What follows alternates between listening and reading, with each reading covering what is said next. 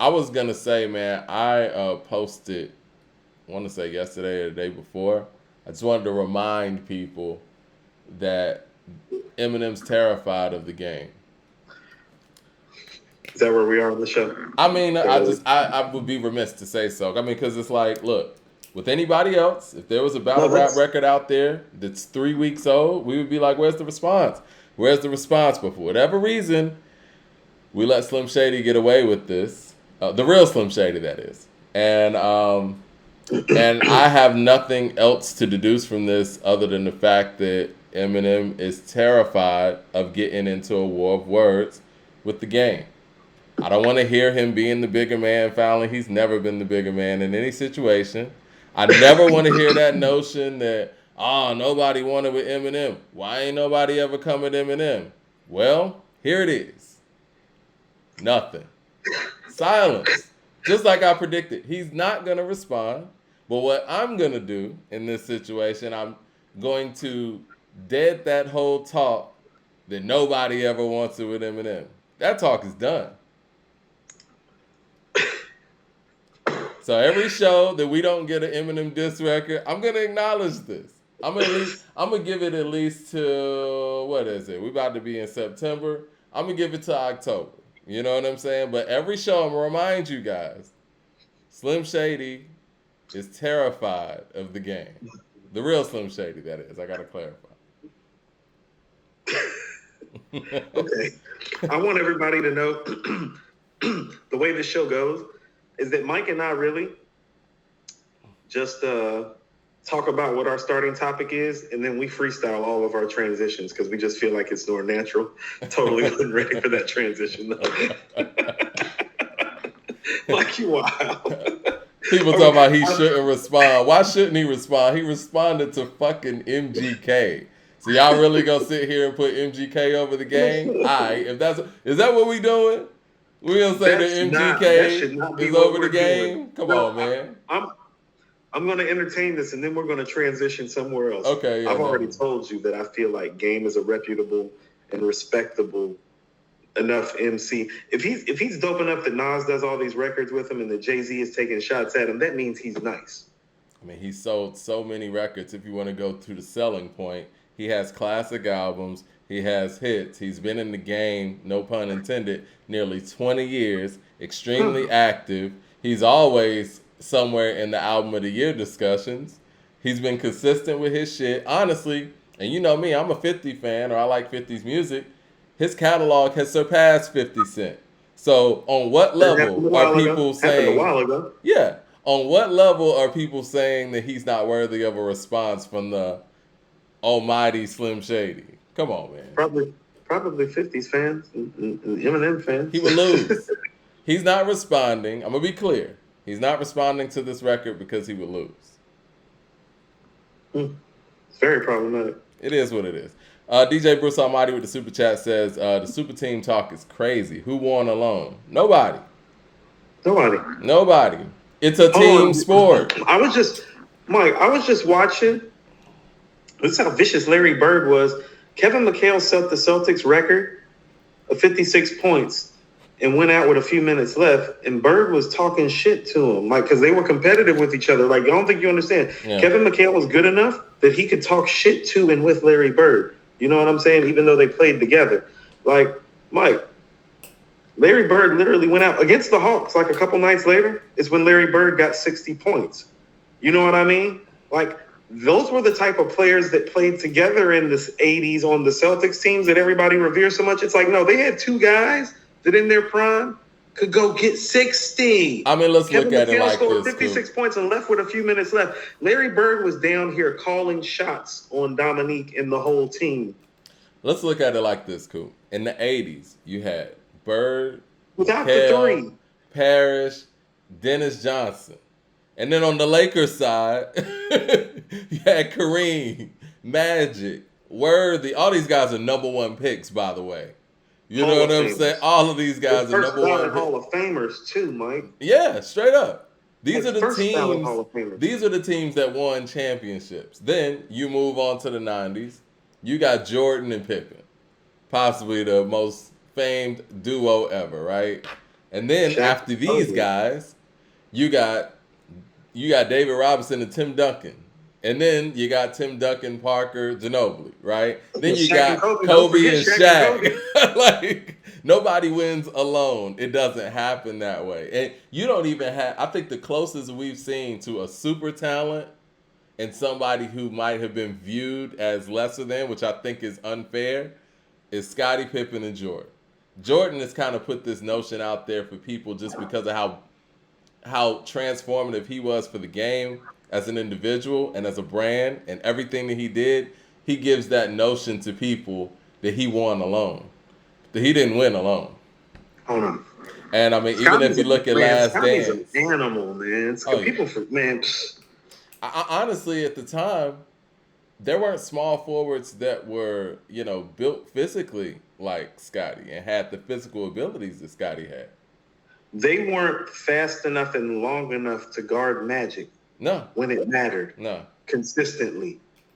Play after play. No. No. TJ with the super chat says on the Joe Budden. Like that.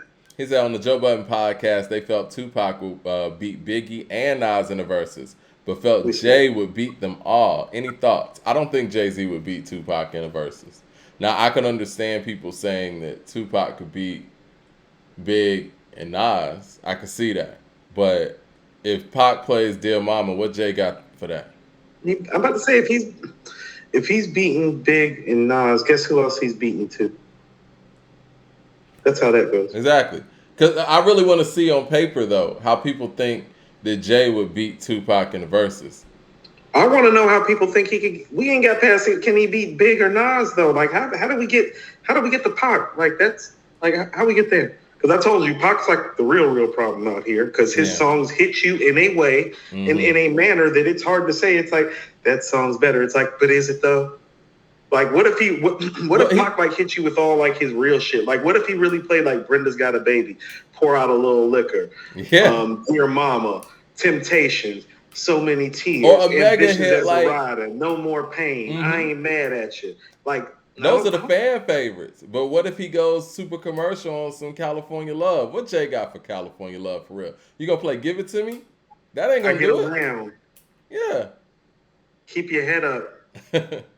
Shed so many tears. Like these are monsters. I think the thing is with Jay, his biggest, I guess, most definitive winning records would be like You Don't Know, or possibly Public Service Announcement. See, this is what I'm saying. So imagine it's like if he plays like one of those records and then like California Love drops. Exactly. Did you watch that Murder Inc. documentary yet? No. I watched some. Okay. Well, I was it hasn't told me too much that I wasn't already familiar with, but that's just because I'm like, I'm a crackhead, not just a regular head. I'm a crackhead, like Tyrone Biggums on my rap shit. Like, yeah. So this is what I was gonna say though, man. I think that people get the notion and the narrative when it comes to Volume 2 that the song "Hard Not Life" is the record that sold that album. From my memory, and correct me if I'm wrong. Can I Get a sold that album? It did. Rush Hour soundtrack. Can I Get a sold that album? Like for the people out there in the audience, Volume 1 is Jay-Z's highest selling album to date. Hard Knock Life didn't do that. You said 1. I meant to say Volume 2. I'm sorry. Yeah. Volume 2 is his highest selling album to date. Hard Knock Life, the song, didn't do that. Can I Get a did that. I remember thinking when Can I Get a came out, I was like, yo, I don't think I've heard a song this much on the radio ever. Like that song was getting played crazy. I don't recall as a teenager a song that was in heavier rotation during the summertime. Cause I feel like even though Ain't No Nigga was a song played on the radio, I feel like Can I Get Her was his first real hit. Like, because Ain't No Nigga was more of like a call-in hit. Yeah. Like a countdown hit. It's like the streets kind of loved it and wanted him to win, so you found it on its countdowns. It really wasn't big outside of the countdowns in terms of the rotation. Because in 96 you had California Loves out there. Yeah. Because in 96 you had California Loves out there. If I Ruled the World's out there. You had Fuji, not Fuji La, but Ready or Not and stuff like that Ready out or Not, there. Fuji La was out there. Yeah. Jay Short with the super chat says Hakeem won Alone in 94. That's my guy. That's my guy. That's the guy. That's the guy. DJ Bruce Almighty said the Bulls team had like 6 Hall of Famers. LOL. Okay, so if we're talking They offense really and did. defense, If you if count we're the talking, GM, you count Phil. Yeah, they literally had 5. I know we're not really counting Steve Kerr, but technically, yes, Steve Kerr too. so I mean, who other than Mike is as offensively supreme and defensively supreme as Hakeem is? Both sides, because No. people always bring up both sides of the court, right? Yeah. That's why I keep telling people he's a top 10 player because, well, he's one of the 5 best offensive centers ever, but he's the best defensive center ever and maybe the greatest defensive player ever.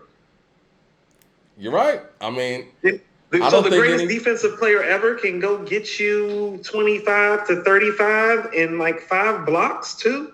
I don't think anybody's gonna catch Hakeem in blocks, and I don't think there's gonna be a center to catch him in steals either. I J mean, Dub with the super chat says, "Can we talk one podcast about the demise of hip hop groups? I understand the economics behind it, but I think overall that the quality of music has suffered. Yeah, I always thought that making music's a team effort. I think that groups make better music. But see, y'all that's don't appreciate the Migos. Should but appreciated the Migos while they were no, here. you want to know what I really thought though? You want to know what though? Egos are still getting in the way because the truth of the matter is that if there are hip hop groups out there, technically those hip hop groups should be winning album of the year every year because it's a group. So it's like, yeah. And so albums, even the albums that feel like group efforts, even though may have the feel of the artist, tend to be your albums of the year. So, and it's rare that a solo artist really, really takes it. You know what I'm saying? Mm-hmm. Like, if you look at it, it's like even the albums that are albums, like we picked Pray for Paris over Alfredo From a King to a God. Yeah. It's like, it's more features though too. Like I was listening to $500 Ounces the other day with Gibbs and Rock on there. I was thinking, well, damn, I was like, he got Gibbs on here, he got Rock on here, he got Wale on here, he got Tyler on here, he got Joey on here. Of course, you know, Benny and Conway's on there. Of course, you know what I'm saying? Yeah. It's put together so well. It's very Purple Tape-ish. It's like you got the Purple Tape, you got the Infamous, you got Into the Wu-Tang. Even some of those Tribe albums feel like, you know, like those Tribe albums, the Low End Theory, Midnight Marauders, that's a group. We were talking, we were having the whole daylight conversation that we were about to get into, you know? Yeah. Like those, if you even look at my list, the list that I make, most of the albums are group albums or albums that's coming out of a group. Liquid Swords. Yeah. Supreme Clientele.